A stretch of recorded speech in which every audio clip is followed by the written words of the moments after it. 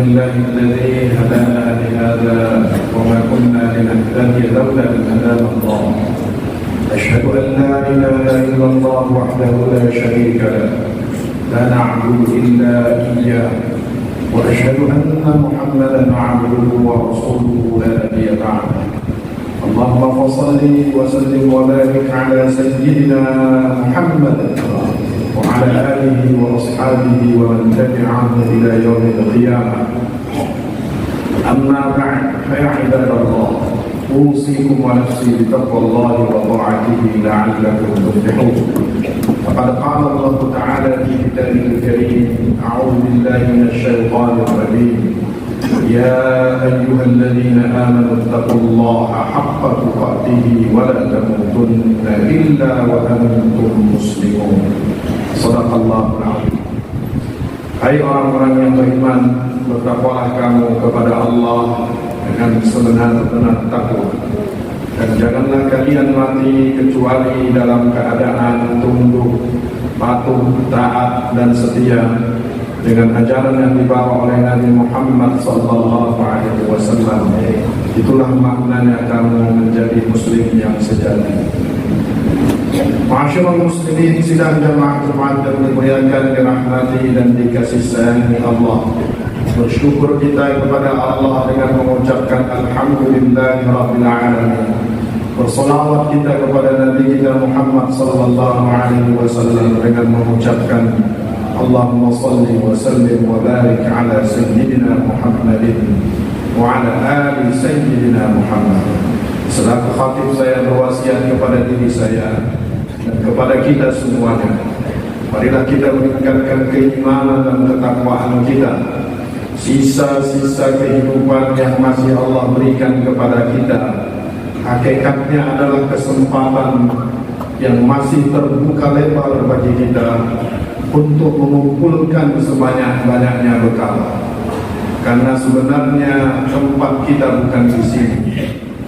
Dunia bukan tempat tinggal, tapi dunia tempat kita meninggal. Sadar atau tidak sadar, rela atau terpaksa, akan datang masa, jam, hari ditentukan kita akan meninggalkan dunia yang fana ini.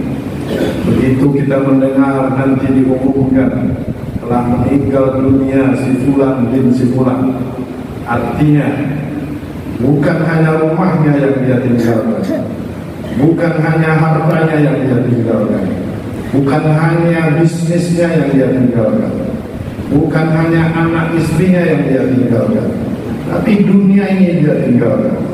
Dia akan melangkah ke alam yang lain, yaitu alam barzakh, yang terkadang bisa jauh berlipat-lipat lebih panjang umur alam barzakh dibandingkan dengan umur dia hidup di dunia ini. Karena itu untuk sebuah perjalanan panjang pasti memerlukan bekal. Semakin panjang perjalanan, maka semakin banyak bekal yang harus disiapkan. Apalagi berapa lama kita akan tinggal, pasti juga harus semakin lama kita tinggal, dan pasti akan semakin banyak bekal yang harus dibutuhkan. Karena itu Allah berfirman, wa tazawwadu fa inna khairaz zadi taqwa. Kehidupan dunia ini sebenarnya adalah kesempatan mengumpulkan sebanyak-banyaknya bekal, dan tidak ada bekal yang paling baik selain takwa. Ma'asyiral muslimin, sidang jamaah Jumat yang dimuliakan, dirahmati dan dikasih sayang Allah. Hampir sebulan kita menyaksikan melalui berita di televisi, di media, bahwa telah terjadi sebuah pembantaian atau dikatakan sebuah kezaliman yang luar biasa yang dilakukan oleh Zionis Israel terhadap rakyat Palestina, khususnya Gaza. Hal ini tentu akan menyentuh hati nurani dan akal sehat kita, di mana Tidak ada satu kekuatan pun yang katanya mereka adalah sangat berpihak kepada hak asasi manusia, menjunjung tinggi nilai-nilai demokrasi, tetapi khusus untuk satu kasus ini semuanya diam bisu seperti tidak bisa melakukan apapun. Itu yang terjadi dan menimpa saudara-saudara kita di Palestina. Sebuah kekejian bagaimana kita melihat yang diserang bukan tentara, bukan orang yang bersenjata, malah yang sangat menyedihkan dan ironis, rumah-rumah sakit yang menjadi sasaran, bayi-bayi yang jadi sasaran, anak-anak yang jadi sasaran, perempuan-perempuan. Dan tentu ini mengetuk hati kita, nurani kita, akal sehat kita. Karena itu melalui khutbah singkat ini akan saya sampaikan mengapa kita harus membela Palestina. Paling tidak ada beberapa alasan. Yang pertama, Nabi bersabda dalam sebuah hadis diriwayatkan oleh At-Tabrani, man lam yahtammu bi amril muslimina falaysa minhum. Barang siapa yang tidak mau tahu, barang siapa yang tidak peduli, barang siapa yang cuek terhadap urusan orang beriman, maka jangan sebut dia itu bagian dari orang beriman. Ini mengisyaratkan kepada kita bahwa orang beriman itu adalah satu kesatuan. Nabi juga di dalam hadis yang lain menyebutkan perumpamaan orang mukmin itu adalah sebuah jasad, sebuah tubuh. Kalau salah satu anggota tubuhnya sakit, maka seluruh tubuh ikut rasa sakit. Contohnya, kita flu, hanya flu, tapi pikiran kita jadi tidak enak, badan kita jadi uring-uringan, mau jalan malas, mau makan tidak selera, padahal cuma gara-gara flu, tapi seluruh tubuh merasakan sakit itu. Kata Nabi, perumpamaan orang beriman itu seperti satu tubuh. Ini alasannya mengapa kita harus berkepentingan membela rakyat Palestina. Di dalam Al-Quran Allah berfirman, innamal mu'minuna ikhwah. Sungguhnya orang beriman itu adalah bersaudara. Al-Quran itu menggunakan kata ikhwah, padahal terkadang Al-Quran menggunakan kata ikhwan, artinya sama-sama saudara, tapi ada perbedaan antara ikhwah dengan ikhwan. Kalau kita lihat ayat Al-Quran, misalnya di dalam surah Ali Imran, wa'tasimu bihablillahi jami'an wa la tafarraqu wadhkuru ni'matallahi 'alaikum idh kuntum a'da'an fa'alafa baina qulubikum fa asbahtum bi ni'matihi ikhwana. Ayat ini konteksnya turun bagaimana Nabi mempersaudarakan dua suku yang seling berperang di Madinah, yaitu Aus dan Khazraj. Dipersaudarakan, tapi kata yang dipakai itu bukan ukhwah, ikhwah, tapi ikhwan. Kapan Al-Quran menggunakan kata ikhwah? Itu bisa kita temukan dalam ayat-ayat waris. Ya, ketika bicara tentang waris di dalam surah An-Nisa, di sana digunakan kata ikhwah. Jika seorang meninggal tidak memiliki saudara, nah kata saudara di situ digunakan ikhwah. Kapan lagi menggunakan ikhwah ketika cerita Nabi Yusuf dan saudaranya. Wajah ikhwatu Yusuf fadakhalu alaihi fa'arafahum wa hum lahu munkirun. Wajah ikhwatu Yusuf, datang saudara Yusuf. Digunakan kata ikhwah bukan ikhwan. Apa bedanya? Ikhwan itu persaudaraan yang bukan satu keturunan, bisa jadi beda suku, bisa jadi beda wilayah, bisa jadi beda agama dan seterusnya. Ikhwan. Kapan Al-Quran menggunakan kata ikhwah? Ketika itu menggambarkan hubungan saudara kandung, seayah seibu, itu digunakan kata ikhwah. Itu sebabnya di dalam ayat waris digunakan ikhwah bukan ikhwan. Itu sebabnya di dalam surah Yusuf disebutkan kata ikhwah bukan ikhwan. Kenapa? Karena yang dimaksud saudara kandung seayah seibu. Nah, ketika Al-Quran menyebut innamal mu'minuna ikhwah bukan ikhwan, artinya apa? Seakan Allah ingin mengajarkan bahwa orang beriman itu ibarat saudara kandung seayah seibu. Begitulah ikatan kita sesama orang beriman. Ini alasannya mengapa kita harus membela rakyat Palestina. Yang kedua, di Palestina itu ada Masjidil Aqsa. Sahabat Ibnu Abbas pernah bertanya kepada Rasulullah, masjid apa yang pertama didirikan di muka bumi ini? Kata Nabi, Makkah atau Bakkah, yaitu Makkatul Mukarramah, Baitullah. Setelah itu Masjidil Aqsa. Ditanya lagi, berapa jaraknya dari mendirikan Masjidil Haram dengan Masjidil Aqsa? 40 tahun. Jadi menurut catatan sejarah, Nabi Ibrahim itu meletakkan batu pertama mendirikan Ka'bah,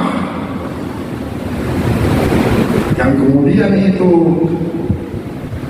menjadi tempatnya Nabi Ismail.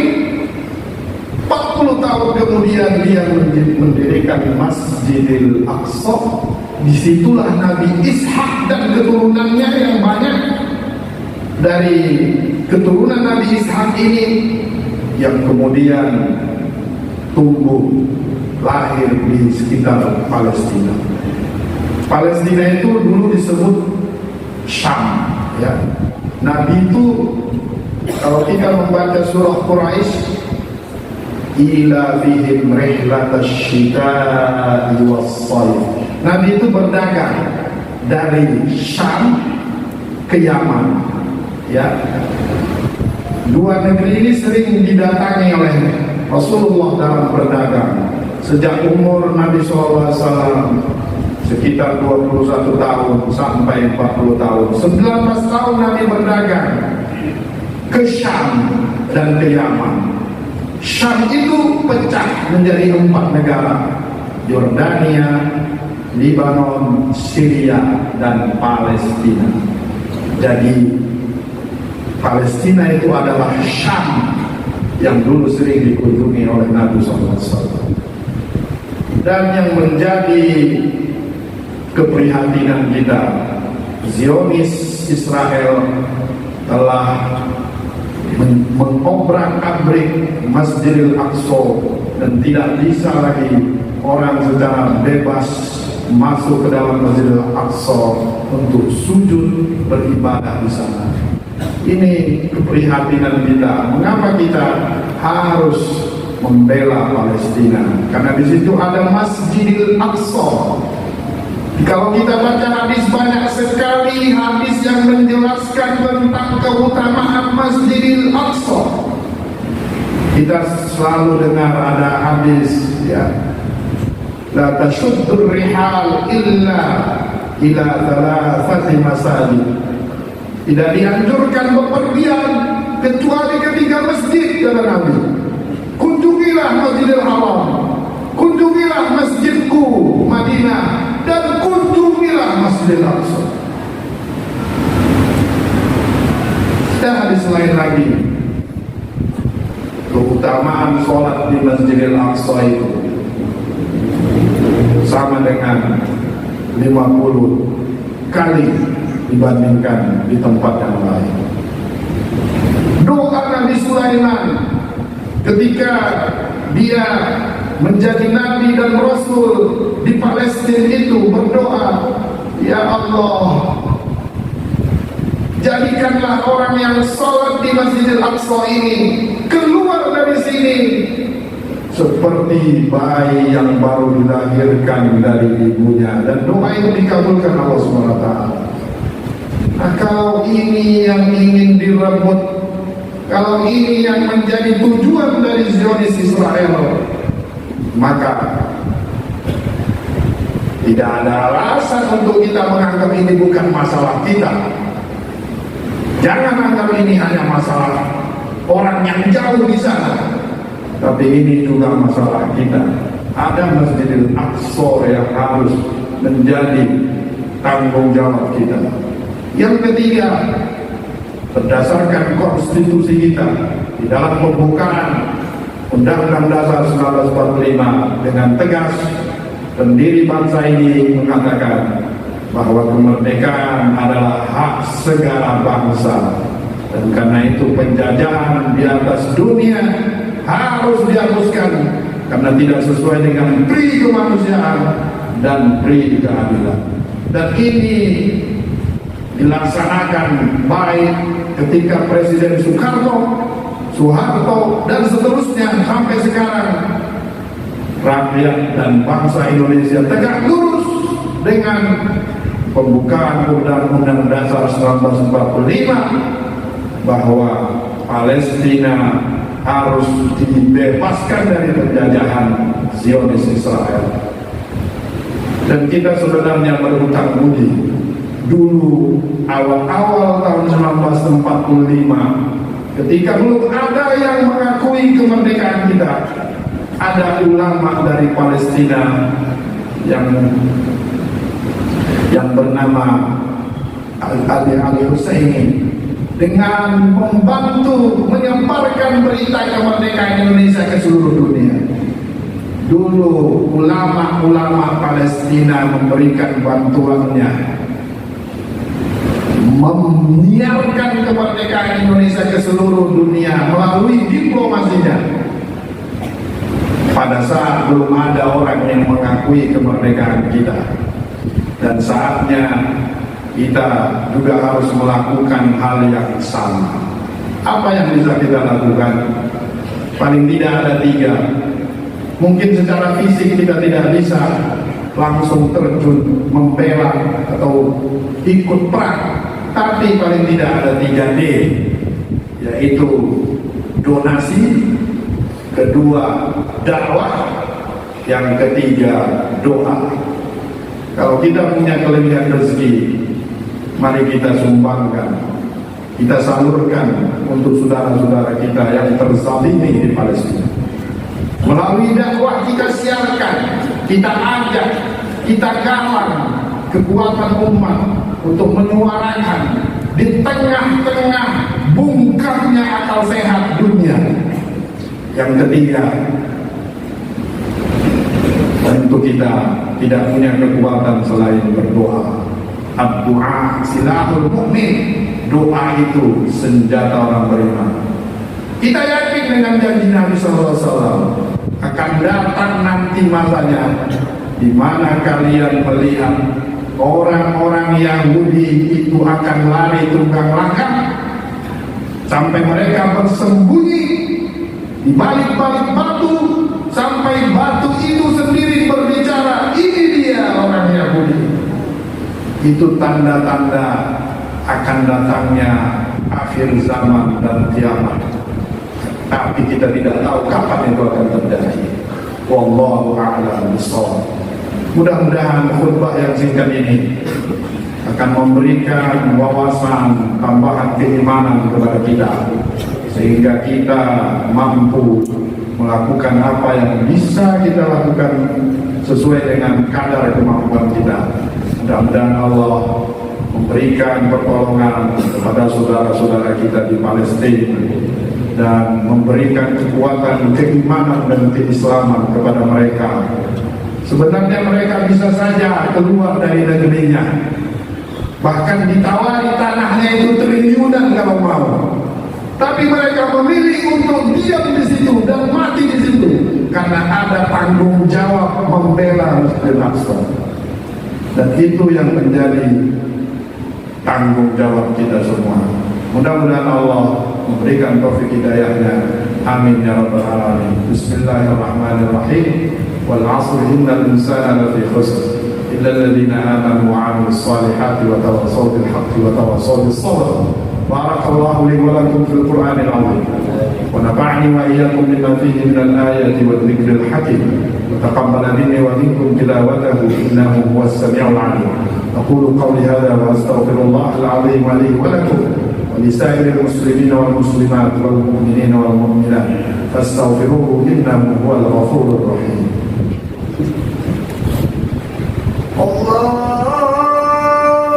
اللهم صل على سيدنا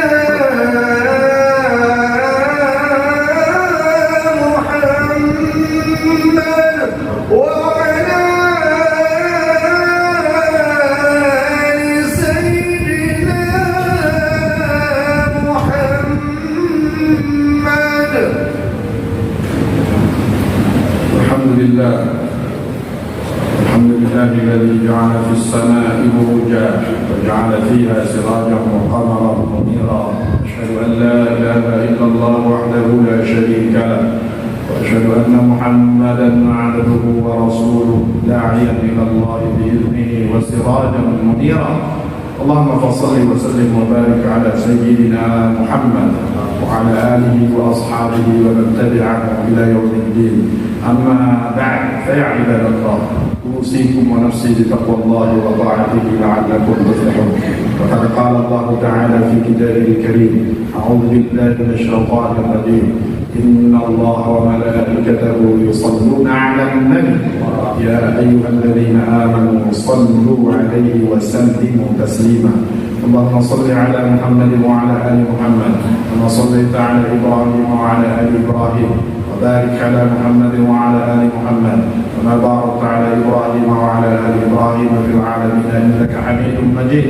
وارض اللهم عن الخلفاء الراشدين أبي بكر وعمر وعثمان وعلي وعن بقية الصحابة والتابعين وتابع التابعين ومن تبعهم بإحسان إلى يوم الدين وعلينا معهم برحمتك يا أرحم الراحمين.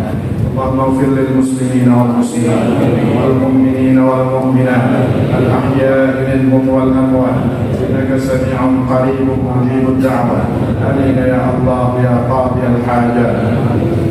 اللهم أعز الإسلام والمسلمين، اللهم أعز الإسلام والمسلمين.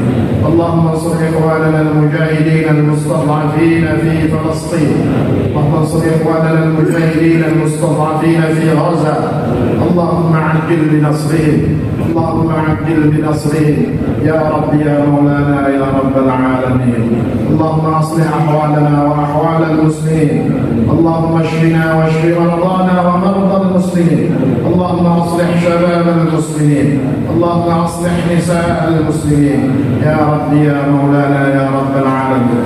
اللهم انقذ المسجد الاقصى عن اليهود الغاصبين، اللهم انقذ المسجد الاقصى عن اليهود الغاصبين واخرجهم منه اذله صاغرين. اللهم مزقهم كل ممزق، اللهم فرق جمعهم وشتت شملهم، اللهم دمرهم تدميرا. ربنا آتنا في الدنيا حسنة وفي الآخرة حسنة وقنا عذاب النار.